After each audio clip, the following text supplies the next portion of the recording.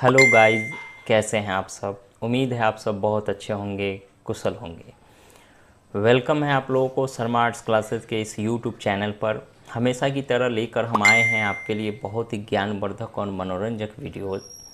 आज के क्लास में हम लोग जानेंगे हिस्ट्री क्लास 12th का जो हिस्ट्री है, पहला वॉल्यूम 1 प्राचीन इतिहास, उसका पहला और दूसरा चैप्टर का जो हम ऑफलाइन क्लास में हम अपने एग्ज़ाम लिए थे, उन प्रश्नों का हम उत्तर सहित यहाँ व्याख्या कराएंगे। हालांकि उन प्रश्नों का हमने जवाब और डिस्कशन ऑफलाइन क्लास में बच्चों के लिए दिया ही था, परंतु कुछ बच्चों के डिमांड पर हम ये वीडियो शूट कर रहे हैं और आपके लिए ये वीडियो शर्मा आर्ट्स क्लासेस के यूट्यूब चैनल पर आप देख रहे हैं।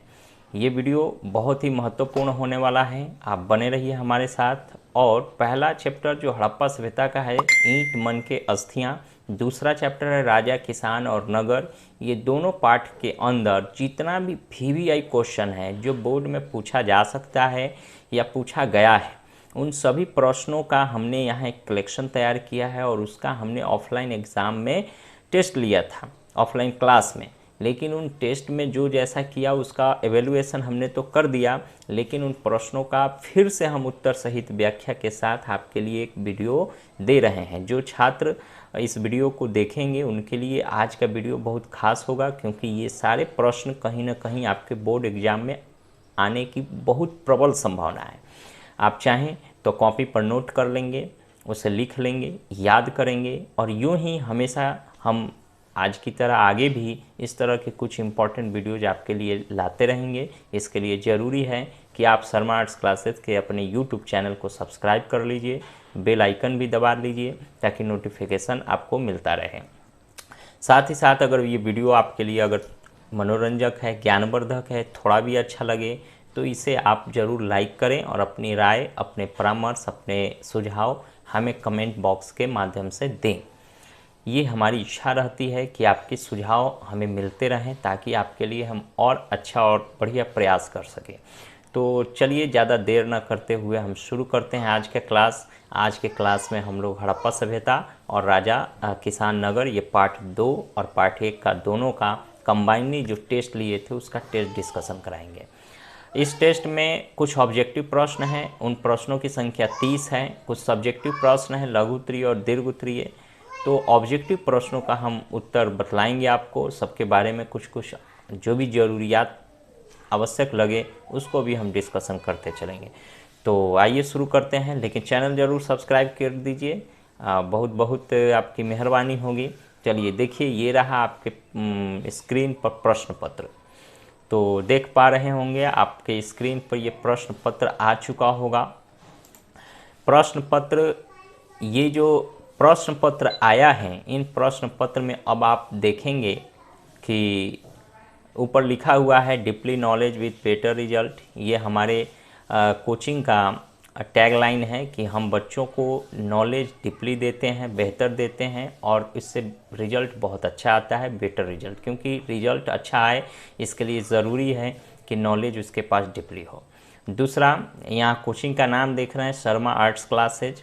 और यहाँ फॉर है 11th 12th की तैयारी हमारे यहाँ कराई जाती है। BA ऑनर्स के भी सब्सिडरी और होम ऑनर्स जो सब्जेक्ट होता है इकोनॉमिक्स का, उसका भी क्लास हमारे यहाँ चलता है। ये कहाँ है कोचिंग? तो भवानीपुर जिला मोतिहारी में है, महिला कॉलेज के समीप है। मेरा नाम हुआ चंदन शर्मा। मेरा मोबाइल नंबर, व्हाट्सएप नंबर आप देख सकते हैं। टेस्ट एग्जामिनेशन है, ये क्लास 12th का है ना, हिस्ट्री का लेसन 1 और 2 का एग्ज़ाम है। फुल मार्क्स इसमें 100 हैं। टाइम 1 घंटे हैं। स्टूडेंट्स नेम, यहाँ स्टूडेंट नेम लिखता है, चेक्ड बाई है, ऑफ 10 मार्क्स है। ठीक है, तो चलिए आइए शुरू करते हैं आज का क्लास। पहला है क्वेश्चन, हड़प्पा किस नदी के किनारे स्थित है? हड़प्पा किस नदी के किनारे स्थित है? तो इसका उत्तर देखिए रावी होगा, क्योंकि हड़प्पा कहाँ स्थित है? रावी नदी के तट के किनारे स्थित है। रावी नदी के तट के किनारे हड़प्पा स्थित है, इसलिए हम हड़प्पा मारेंगे। ऑप्शन नंबर ए में है Sindhu, option number B Ravi, option number C Sutlej, option number D Ganga. तो यहाँ बी हो जाएगा रावी नदी, और ये रावी नदी लाहौर में है, लाहौर माने पंजाब, पाकिस्तान के जो पंजाब है ना, उसी पंजाब में उसकी राजधानी लाहौर है। उसी लाहौर में के आसपास रावी नदी बहती है। इसी रावी नदी के किनारे, उसी के निकट, लाहौर के निकट हड़प्पा स्थल स्थित है। हड़प्पा की खोज 1921 ईस्वी में दयाराम साहनी ने की थी। उससे संबंधित दूसरा प्रश्न नीचे है।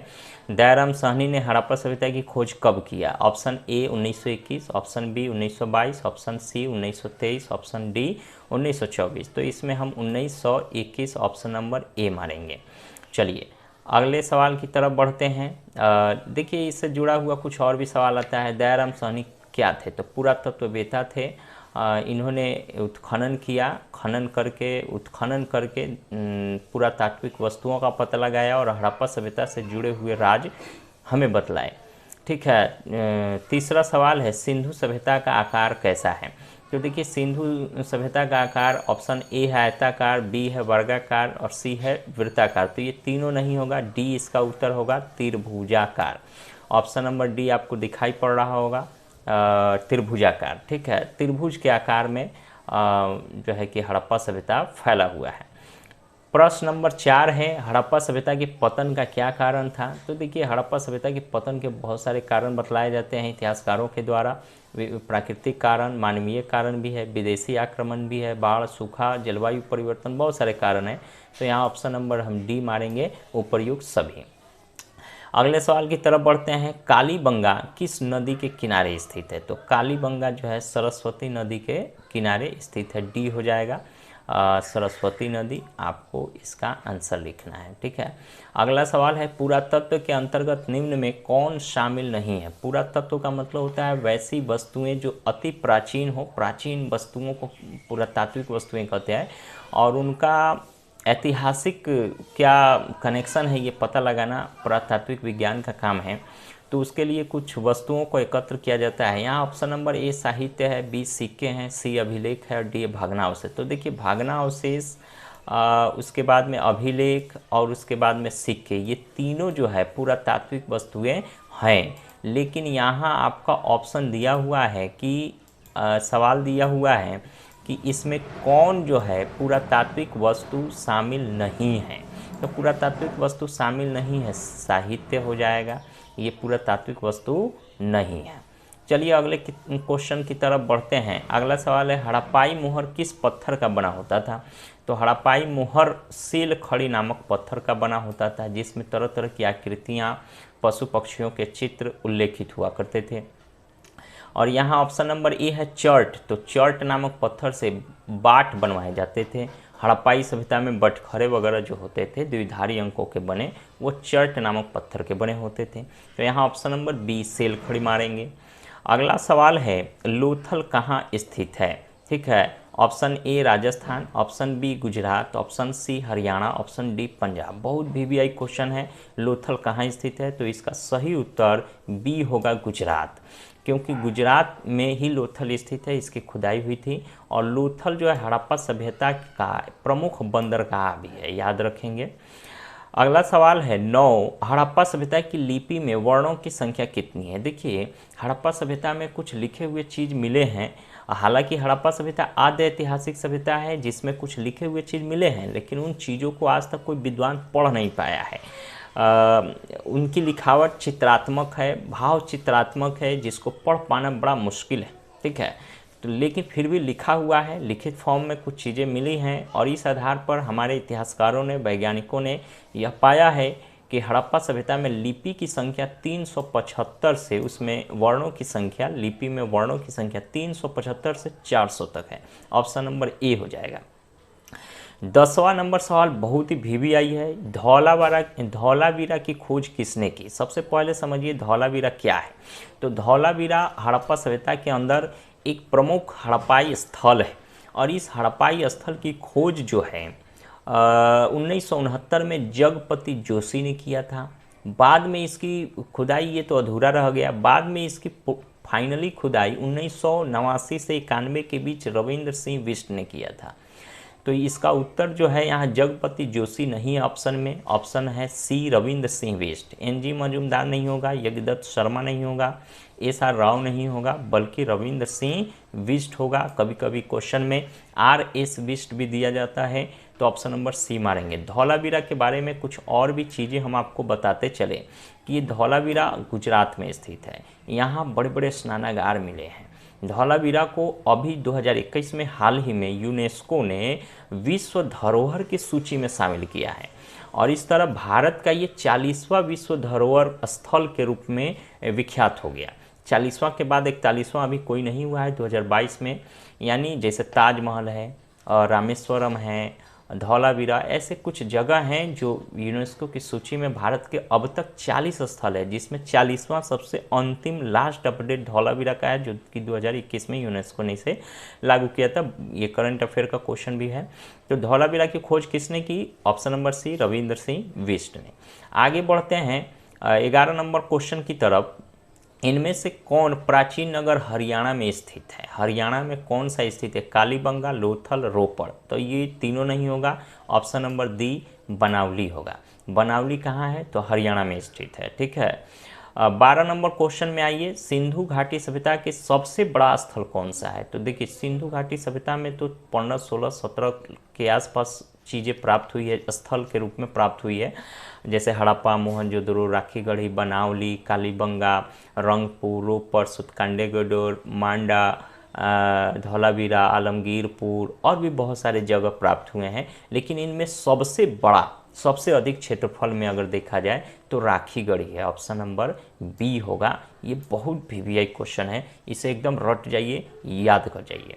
ठीक है, अगले सवाल की तरफ बढ़ते हैं। 13 नंबर प्रश्न है। उम्मीद है आपको यह डिस्कशन बहुत अच्छा लग रहा होगा, तो वीडियो को अब भी लाइक कीजिए, जल्दी लाइक कीजिए और चैनल को सब्सक्राइब कर दीजिए। बहुत सारे व्यूवर हमारे ऐसे हैं जो चैनल को सब्सक्राइब नहीं किए हैं, लेकिन हमारे वीडियो रेगुलर देखते हैं।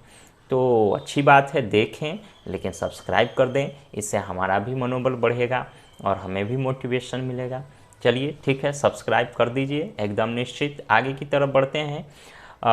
13 नंबर प्रश्न है, हड़प्पा सभ्यता का सबसे पूर्वी स्थल कौन सा है? देखिए, हड़प्पा स्थल का सबसे पूर्वी स्थल जो उत्तर प्रदेश में मेरठ जिला में आलमगीरपुर एक जगह है, वह है। जैसे ऑप्शन नंबर ए चनहुदड़ो नहीं होगा, ऑप्शन नंबर बी मांडा, ये जम्मू कश्मीर में है, सबसे ये उत्तरी हिस्सा है, ये भी नहीं होगा। दायमाबाद महाराष्ट्र में है, ये भारत का सबसे दक्षिणी हिस्सा है, यह भी नहीं होगा। पूर्वी यहाँ पूछ रहा है, तो ऑप्शन नंबर सी हो जाएगा।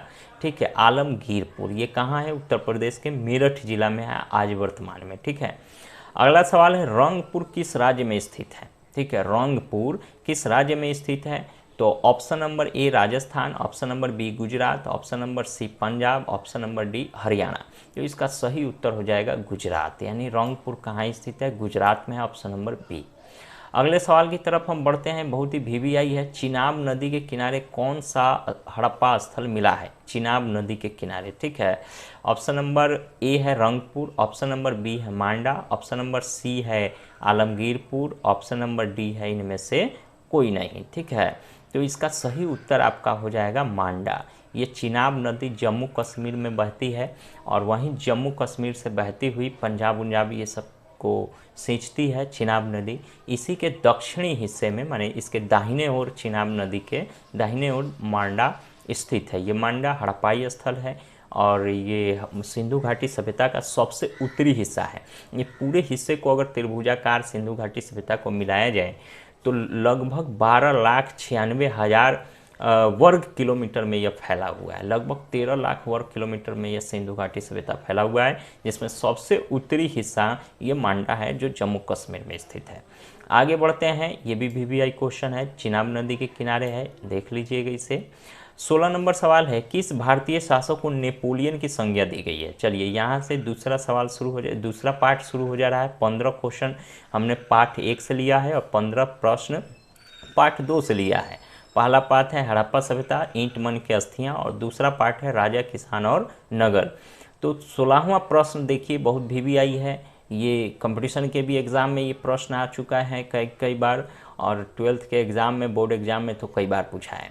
तो देखिए, ये याद कर लीजिए, किस भारतीय शासक को नेपोलियन की संज्ञा दी गई। देखिए, नेपोलियन बोनापार्ट यूरोप का बहुत बड़ा तानाशाह था। उसके शासनकाल में राज्य की उत्तरोत्तर वृद्धि हुई थी, और वैसा ही शासक एक भारत में भी था जो कुछ नेपोलियन के नक्शे कदम पर चला था। उसका नाम है समुद्रगुप्त। इसीलिए भारत के किस शासक को नेपोलियन की संज्ञा दी जाती है, ऐसा प्रश्न आओ तो आंख बंद करके इसका उत्तर समुद्रगुप्त। अरे आंख बंद करके नहीं, देख कर ही, लेकिन एकदम फुल कॉन्फिडेंस से समुद्रगुप्त इसका आंसर होगा।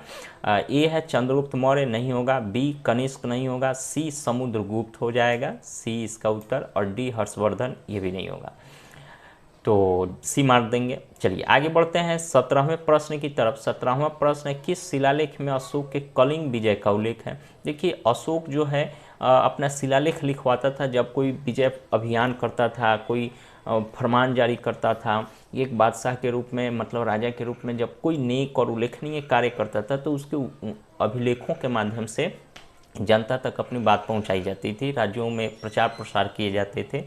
ठीक है, कम्युनिकेशन का माध्यम उस समय तब यही हुआ करता था। ये शिलालेख अनगिनत है। अशोक के शिलालेखों को लगभग 44 शिलालेख अशोक के अभी तक प्राप्त हो चुके हैं। ठीक है, ये ब्राह्मणी और खरोष्टी लिपि में लिखे गए थे। सर्वप्रथम 1830 ईस्वी में शुरुआत हुई और 1838 ईस्वी में इसे पढ़ा जा सका। जेम्स प्रिंसप नाम के एक विद्वान थे जिन्होंने अशोक के लिखे हुए अभिलेखों को सर्वप्रथम पढ़ा था। तो ये कुछ फैक्ट थे इस प्रश्न से जुड़े हुए। आइए इस प्रश्न पर चलते हैं, किस शिलालेख में अशोक के कलिंग विजय का उल्लेख है। तो ऑप्शन नंबर डी हो जाएगा 13वां। जब राजा अशोक राजा बना तो उसके 8वें साल के बाद, यानी 8 साल के बाद कलिंग फतह किया था, कलिंग का युद्ध लड़ा था।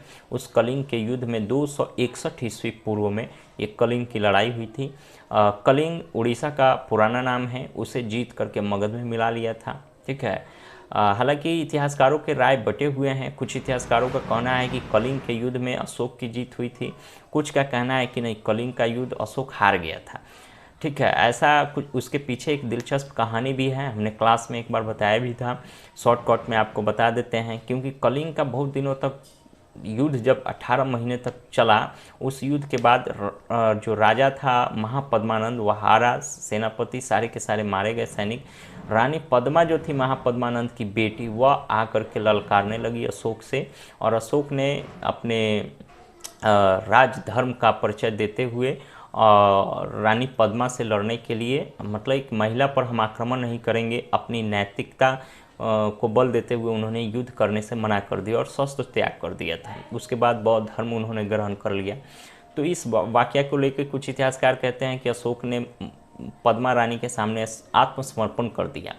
कुछ का कहना है कि कलिंग को जीत करके मगध में मिला लिया। बहरहाल जो भी हो, इस कलिंग विजय की जो लड़ाई है, इसका जिक्र अशोक ने 13वें शिलालेख में उन्होंने किया है। Option number D. अगले सवाल में बढ़ते हैं, अर्थशास्त्र के लेखक कौन थे। तो अर्थशास्त्र के लेखक चाणक्य थे, जिन्हें हम कौटिल्य के नाम से भी जानते हैं। ऑप्शन नंबर सी हो जाएगा। ऑप्शन नंबर ए है वाल्मीकि, बी है मनु और डी है वेदव्यास। ये तीनों नहीं होंगे, सी हो जाएगा कौटिल्य। चाणक्य भी इनका नाम है। 19 नंबर प्रश्न है, अशोक द्वारा प्रचलित बौद्ध धर्म कहाँ प्रचलित नहीं हुआ। तो देखिए, अशोक के द्वारा जो प्रचलित धर्म बौद्ध धर्म, वह केवल ब्रिटेन नहीं पहुंचा, अन्यथा सारे विश्व में फैला। सीरिया, श्रीलंका, जापान और भी बहुत सारे देशों में पहुंचा, लेकिन ब्रिटेन नहीं पहुंचा। तो ऑप्शन नंबर बी इसका सही आंसर हो जाएगा। अगला सवाल है, प्रसिद्ध ग्रंथ इंडिका की रचना किसने की थी। तो इंडिका जो है कि भारतीय इतिहास का भी वर्णन करता है। आज से 2500 साल पहले, लगभग 2400 साल पहले भारत की प्रशासनिक, राजनीतिक, आर्थिक स्थिति कैसी थी, इन सारी चीज़ों के बारे में इस इंडिका नामक पुस्तक में विस्तृत उल्लेख किया गया है। और इसके लेखक मेगास्थनीज है। मेगास्थनीज वही जो निकेटर सेल्यूकस का सेनापति था, राजदूत था, सिकंदर का राजदूत था, सिकंदर महान का सेनापति था निकेटर सेल्यूकस। और वह जब राजा बना तो उसका जो है राजदूत बना मेगास्थनीज, जिसे भारत भेजा गया था चंद्रगुप्त मौर्य से संधि करने के लिए। कार्नेलिया नाम की एक लेडी थी, निकेटर सेल्यूकस की बेटी थी, जिसका विवाह चंद्रगुप्त मौर्य से हुआ था। तो मेगास्थनीज भारत में राजदूत बनकर आया, कुछ दिनों तक रहा, भारत के बारे में बहुत कुछ जाना सुना, और जब यहाँ से गया तो उन्होंने एक किताब लिखी जिसका नाम है इंडिका। ये भारतीय इतिहास के सबसे प्रमाणिक ग्रंथों में इसे गिना जाता है। अगर यूँ कहे भारतीय इतिहास का जनक कौन है तो मेगास्थनीज का नाम आता है, ठीक है। तो इंडिका के लेखक कौन है? बी, मेगास्थनीज। अगले सवाल की तरफ बढ़ते हैं, यूरोप का समुद्रगुप्त कौन था? देखिए, इससे जुड़ा हुआ एक और सवाल थोड़ी देर पहले आया है, 16 नंबर सवाल, कि किस भारतीय शासक को नेपोलियन की संज्ञा दी गई? समुद्रगुप्त को। और यूरोप का समुद्रगुप्त किसे कहा गया है? तो नेपोलियन को, सीधा इसका आंसर हो जाएगा, क्योंकि नेपोलियन ने भी समुद्रगुप्त के ही नक्शे कदम पर कुछ काम किया, और नेपोलियन और समुद्रगुप्त में समानता है, इसीलिए उसका यहाँ दिया जाता है उदाहरण, और इसका वहाँ मिसाल दिया जाता है। तो यूरोप का समुद्रगुप्त नेपोलियन, और भारत का नेपोलियन तो समुद्रगुप्त, इसका आंसर हो जाएगा, ठीक है। तो यूरोप का समुद्रगुप्त कौन था? नेपोलियन। हिटलर, बिस्मार्क, मुसोलिनी नहीं होगा, सी नेपोलियन होगा। चलिए, 21 नंबर प्रश्न हम बता दिए। अब हम 22वें प्रश्न की तरफ बढ़ते हैं। आपको ये वीडियो अच्छा लग रहा होगा तो लाइक शेयर जरूर करें, अपने राय कमेंट बॉक्स में दें, और चैनल को जरूर सब्सक्राइब करें। चलिए, अगला प्रश्न है, मौर्य कला का निम्न में से कौन सर्वाधिक महत्वपूर्ण नमूना है? मौर्य काल में कुछ ऐसे कला थे जो बहुत ही प्रसिद्ध हुए, वो कौन कौन से थे? तो देखिए, चैत्य, स्तूप गुहा, वास्तुकला और स्तंभ है। तो ऑप्शन नंबर डी हो जाएगा, स्तंभ, क्योंकि अशोक के स्तंभ उल्लेखनीय हैं, ठीक है, उल्लेखनीय हैं। तो मौर्य कला का निम्न में से कौन सर्वाधिक महत्वपूर्ण नमूना है? तो स्तंभ हो जाएगा। 23वें नंबर प्रश्न है, गुप्तों के काल में कौन चीनी यात्री भारत आया था? Option number A Hiuen Tsang, option number B Fahien, option number C I-Tsing, option number D इनमें से कोई नहीं। तो फाहियान होगा, जो गुप्तों के काल में भारत आया था, एक चीनी यात्री थे, ठीक है। और वेनसांग जो है किसके शासनकाल में? हर्षवर्धन के शासनकाल में आया था, ठीक है। ये भी याद रखेंगे, ये भी क्वेश्चन कई बार पूछा है, VVI प्रश्न है, ठीक है। चलिए, अगले सवाल की तरफ बढ़ते हैं। 24 नंबर सवाल है, नवरत्न किस शासक के दरबार में रहते थे? तो देखिए, नवरत्न का जिक्र अगर होता है तो सबसे प्राचीन में अगर जाएंगे तो चंद्रगुप्त विक्रमादित्य का नाम आता है, क्योंकि अशोक, कनिष्क और समुद्रगुप्त के समय कोई नवरत्न से रिलेटेड कोई चीज़ें उल्लेखित नहीं है, लेकिन चंद्रगुप्त विक्रमादित्य जो है नवरत्नों को के सहायता से शासन करते थे। उसके बाद अकबर के शासनकाल में भी कुछ नवरत्नों का जिक्र मिलता है, ठीक है। अगला सवाल है 25 नंबर, तक्षशिला विश्वविद्यालय कहाँ स्थित है? तो देखिए, तक्षशिला विश्वविद्यालय के बारे में कुछ हम फैक्ट बताते चले। इसकी आज से जो है कि 2700 साल पहले जाइए, लगभग 700 ईस्वी पूर्व, 700 ईस्वी पूर्व का मतलब हुआ आज से, मतलब 2022 से चल रहा है, तो 2022 साल पहले जाएंगे तो जीरो पर पहुंचेंगे, उससे 700 साल पहले जाएंगे, लगभग 2700 साल पहले तक्ष नामक राजा ने इस विश्वविद्यालय की स्थापना की थी, जिसका नाम है तक्षशिला विश्वविद्यालय। ये तक्ष राजा कौन थे? तो भगवान राम के भाई था भरत, और भरत के पुत्र का नाम था तक्ष। उसी तक्ष ने तक्षशिला विश्वविद्यालय की स्थापना की, ऐसी मान्यताएं हैं, और इस चीज़ को इतिहासकारों ने, पुरातत्व विभागों ने प्रूफ भी किया है। दूसरी इम्पॉर्टेंट चीज़ कि तक्षशिला विश्वविद्यालय है कहाँ अभी वर्तमान में? तो ये बाबू रावलपिंडी में है, यानी पाकिस्तान में जब आप जाएंगे पाकिस्तान में तो रावलपिंडी वहाँ का एक शहर है, उसी रावलपिंडी में वहाँ से लगभग 19 किलोमीटर, लगभग 19 से 18 मील, किलोमीटर नहीं 18 मील उत्तर की तरफ अब जब जाएंगे तो वहाँ पर एक जगह है, वहीं तक्षशिला विश्वविद्यालय स्थित है, जो कि 700 ईस्वी पूर्व में इसकी स्थापना राजा तक्ष ने की थी। तो सवाल है कि तक्षशिला विश्वविद्यालय कहाँ स्थित है? तो ऑप्शन नंबर ए पाकिस्तान। ये पहले भारत था, भारत ही, पाकिस्तान भी भारत का ही अंग था पहले 1947 में, 1947 से पहले, लेकिन विभाजन के बाद पाकिस्तान एक नया मुल्क बन गया, और इस तरह ये तक्षशिला वाला पार्ट पाकिस्तान में चला गया। आगे देखते हैं 28वें नंबर सवाल की तरफ, किस शासक को प्रियदर्शी कहा गया है? तो राजा अशोक को कहा गया है। समुद्रगुप्त, चंद्रगुप्त, बिंदुसार, इसका उत्तर नहीं होगा, ऑप्शन नंबर ए अशोक होगा, क्योंकि अशोक के जो अभिलेख मिले हैं उस अभिलेखों में अशोक को प्रियदर्शी नामों से, देवानाम प्रिय नामों से कहीं कहीं उल्लेखित किया गया है। इस चीज़ की जानकारी जेम्स प्रिंसेप ने अपने जो अभिलेखों को पढ़ने का जो काम किया उससे पता चली। ठीक है, तो किस शासक को प्रियदर्शी कहा गया है? अशोक। अगला सवाल है 27 नंबर, किसके अभिलेख में भूमि दान का उल्लेख मिलता है? देखिए ये सवाल अगर रहे किसके अभिलेख में भूमि दान का उल्लेख मिलता है, तो इसका सही उत्तर सातवाहन राजा होगा। सातवाहन राजाओं के शासनकाल में भूमि दान का उल्लेख मिलता है, लेकिन अशोक के शासनकाल में भी कहीं कहीं भूमि दान का पता चलता है, लेकिन यहाँ उत्तर अशोक नहीं होगा, सी होगा प्रभावती गुप्त। अशोक, समुद्रगुप्त और नहीं होकर के बल्कि सातवाहन राजा ऑप्शन में रहता तो रहता, नहीं तो ऑप्शन नंबर सी प्रभावती गुप्त। चलिए 28 नंबर प्रश्न की तरफ बढ़ते हैं। सवाल है राज तरंगिणी के लेखक कौन है? राज तरंगिणी के लेखक पतंजलि, बाणभट्ट, विशाखदत्त। इनमें से कोई नहीं है बल्कि डी है कल्हन। ठीक है, ये कल्हन महोदय ने राज तरंगिणी नामक पुस्तक लिखा है। इसमें कश्मीर के इतिहास का वर्णन किया गया है। ठीक है, अगला सवाल है 29 नंबर, बिंबिसार का संबंध किस वंश से है? देखिए बिंबिसार को लेकर के एक समानता आती है बिंदुसार राजा से भी, तो बिंदुसार राजा कोई और हैं, यहाँ बिंबिसार का हम वर्णन कर रहे हैं। बिंदुसार मौर्य वंश के राजा है जो चंद्रगुप्त मौर्य के पुत्र हैं, और बिंदुसार के पुत्र अशोक थे। ठीक है, तो वो बिंदुसार है, बिंबिसार। ये बिंबिसार जो है हर्यक वंश के राजा हैं। ठीक है, बिंबिसार का संबंध हर्यक वंश से है, और ये मौर्य वंश से भी पहले हर्यक वंश हुआ करता था। ठीक है, ये बिंबिसार का एक और नाम है श्रोणिक। बिंबिसार का एक और नाम है श्रोणिक, और ये बौद्ध धर्म का अनुयायी था। एक बार क्वेश्चन पूछा था बिंबिसार किस धर्म को मानता था, तो बौद्ध धर्म का। श्रोणिक किसका दूसरा नाम है, तो बिंबिसार।